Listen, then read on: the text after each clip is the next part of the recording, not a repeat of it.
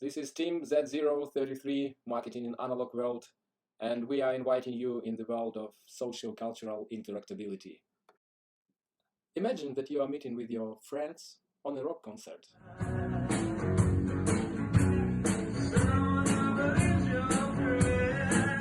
Actually, you have just visited our charitable concert that we, as an amateur rock band, held last year in a small, cozy pub in Moscow.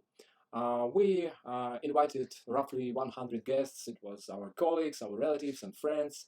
And we asked them to donate for famous in Russia charitable fund that helps children with cancer.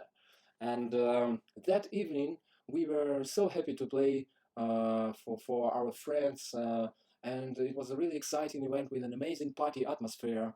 The look and feel of that moment you can literally see on these pictures. That evening, our guests donated 108,000 rubles. This is an equivalent of roughly 2,000 US dollars. At the beginning of this year, we had a plan to conduct several similar concerts, but due to pandemic, we transitioned online and conducted one concert in July via streaming on YouTube. According to YouTube statistics, there were 80 unique visitors during this live event, and only 20 consistently stayed with us during the whole concert.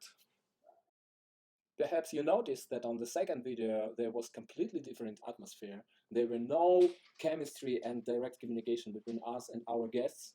We were completely isolated from them and were able only to read their texts in the chat in YouTube. Such analog benefits like sociability, tangibility, and particularly excitability were to some extent lost or completely lost or transformed. But despite gaining such digital benefits like affordability and visibility, we collected 3 times less than a year earlier. So our analog marketing creative task force explore why this is the case, that socio-cultural events are so impactful relative to digital simulations. Let's start by asking the question, what is socio-cultural interactability? Let's break it down by defining what socio-cultural means. The Merriam-Webster dictionary defines socio-cultural as of relating to or involving a combination of social and cultural factors. We as a team coined the term interactability to clearly identify and define the collaboration of both the social and the cultural aspects that are integral to the seamless transition of an experience. The interaction of all things social and cultural is clubbed together in what we decided to term as socio-cultural interactability. So in a sense, we can say that it can be defined as the power of the face-to-face interactions, the tangibility of the touch of a loved one, the excitability and the understanding of body language that go a really long way in enhancing an experience. Its context may be only social or only cultural, or an amalgamation of both, in which the user, the consumer, or a customer's satisfaction cannot be replicated by the digital medium and therefore resists the change. Hence, making it a perfect example to explain the concept of resistance of the analog world to the world of digital. In addition to the example provided by the rockstar of our group, Anton, a few other contexts where socio-cultural interactability exists are stand-up comedy. Most comedians rely heavily on audience response to curate their set of jokes. They reiterate their jokes based on audience responses. They have a starting point to a joke, which over time across different audiences and responses are cued differently, rephrased, or scrapped altogether. The need to adapt, given the current pandemic, has led to many traditional stand-up comedy that used to sell out weeks in advance almost come to a halt. Furthermore, the audible, reflexive laughter that creates the buzz heavily relies on the synergy of the performer and the audience.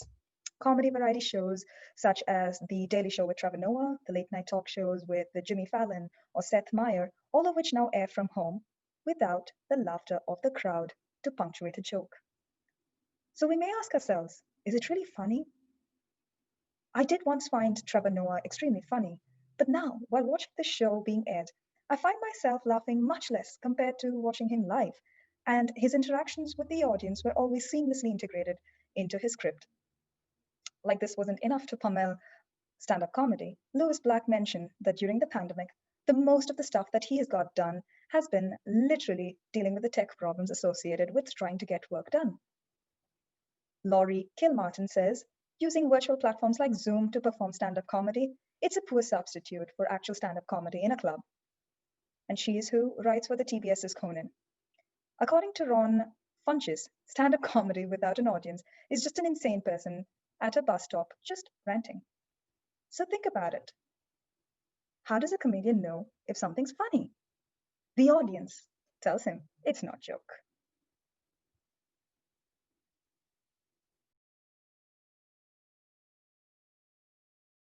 A great cultural example is the quinceañera. Quinceañera is a very important event in Latin American cultures and is celebrated since the age of the Mayans and Aztecs with the whole family. Quince means 15 in Spanish, and it celebrates the girl's 15th birthday, which makes her passage from girlhood to womanhood. A quinceañera is a religious and a social event that emphasizes the importance of family and society in the life of the young woman, and its grandeur is proportional to the wealth of the family. It begins with the mass and then is followed by a reception with food, music, and dancing, and you can compare the size with the wedding celebration. Key things to know. First, coexistence with the digital. There are also digital music concerts and stand-up comedies out there, especially now in the pandemic situation where social distancing is in place. Here's an example of the digital Post Malone concert, apparently shot in a recording room. Netflix promotes digital stand-up comedy, for example, with Ronnie Ching, Dave Chappelle, Hassan Minaj, among others. Trevor Noah, for example, records his daily show digitally as well. Here's an example of him in his casual hoodie instead of the suit that he wears in his live show, and it looks like he records it from his living room. In order to make it a bit more interactive, he sometimes invites other speakers as well. The second thing to know is the power of anonymity in the analog world. Whether attending a concert, a comedy show, or quinceañera, an attendee is able to be anonymous. One doesn't need to provide contact information to show up at a concert and listen to a band. You don't have to worry about that contact information being resold to many different organizations that end up flooding your email inbox or calling you. If you meet someone at one of these events and strike up a conversation, you're free to give them your real name if you want. You're also free not to. If they ask for your phone number, you can give them your actual number or any combination of digits under the sun. Let our friends from friends provide an example of this. You know, if they knew what they were doing, they probably didn't give you real names either. Okay. Maybe people give out fake numbers, but they don't give out fake names. Oh, yeah? Hi, Ken Adams. Nice to meet you. Regina Phalange. I'm a businesswoman in town on business. In the digital world, contact information provided very early, so often you're expected to share personal information before you know if you'd actually want for that person or company to have it. There's freedom in the anonymity that the analog world provides. That freedom allows people to interact with strangers more naturally because you're not yet connected to them, and you don't have to decide yet if you want to be. Third, contagious energy. These events have a primary focus, but the energy of those around you can add or subtract from the experience. Many of us have had a great time watching a band live, only to buy the album and find out you don't really like the band. The energy in the room impacts the experience of the band during the concert. Similarly, all comedians talk about when they killed or bombed on stage when the set really wasn't that different. Most explain the difference in the energy that the audience creates and how it impacted them. Comedian Craig Ferguson has said, "I think comedy as an art involves the audience as a participant as much as it involves the artist." Finally, while not all of us have been to a quinceañera, we've all had the experience of attending a momentous occasion where the experience was either good or bad based upon the combined mood of the room rather than the ritual at the center of the event, for a wedding for instance, or whether it was transacted successfully. Contagious energy is a cornerstone of socio-cultural interactability and a key reason why it resists the digital. As we've seen the definition, importance, and examples of socio-cultural interactability, let's dive into some pro tips to promote the cause. Our first pro tip is the experience. As digital as the world gets, some experiences are unmatched to the analog world. Some tradition and celebrations are meant to be preserved by keeping the analog ways alive. The excitement of meeting up with friends at a concert or having a good laugh with a group at a stand-up comedy show are experiences that cannot be obtained by sitting alone in front of a camera. When it comes to music, the whole aura of the place changes when the band starts playing. This experience is something that cannot be achieved by digital means. People who seek experience will always seek for it in reality rather than in virtuality. Our second pro tip is to promote and partner. Socio-cultural interactable events can be a great chance to help promote and partner with other vendors to make economic benefits as well as raise funds for not-for-profit causes. For example, people who visit a concert or a show are more likely to buy a beverage or a snack to enjoy through the show. Similarly, when a band has a good fan following, other merchandises like t-shirts are likely to be sold along with the concerts. On another side, the socio-cultural interactable events can also be utilized to promote a cause or raise awareness. People tend to attend these concerts to show their support towards the cause and are more likely to feel satisfied in attending the show and have been part of the campaign. In this case, the partnering can also include the merchandise that will reflect the cause that will make people feel good about themselves. Socio-cultural interactable events like birthday celebrations at certain ages allow for family and friends to gather.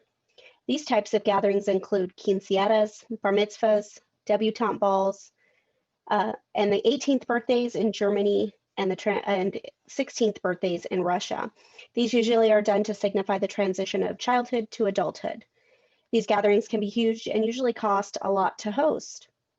You'll find that not only families attend, but friends of the family as well, sometimes even those who are just acquaintances with the parents. Another sociocultural event would be the traditional Indian wedding. These events usually start with 3 days, but may extend beyond that, some up to a week. They can include friends, families, acquaintance members, and others that come out to celebrate the marriage of the couple. Many times the weddings can feature over 1,000 people. These people come to the event to experience part of the celebration for this couple, as well as the interaction that comes with being with other people. The jobs and interactions of attending a wedding cannot be substituted, nor can any of these types of events be hosted via web. Pro tip 4 is our promoting marketing activities. When it comes to the epitome of interactability, there's no other place to experience than a music festival. These type of events allow for people of all ages, all walks of life, to share in a unique experience. This can help promote marketing activities of the bands. Many times you'll find a group of people who have shared the same experience but have taken a different view of it. With music festivals, it's a blend of many bands and groups of people. There would be a few that have a following or are big name bands. However, there are many times that you have gone to a concert and there's an opening act. This allows for other unknown bands to get their name and to be recognized out there. It helps to promote themselves in various ways, including getting their music out, selling t-shirts, and other such things. So these things are multiplied on an extended scale. Music festivals allow for a tangible experience of using your senses to enjoy yourself while having the anonymity that comes with being an analog event.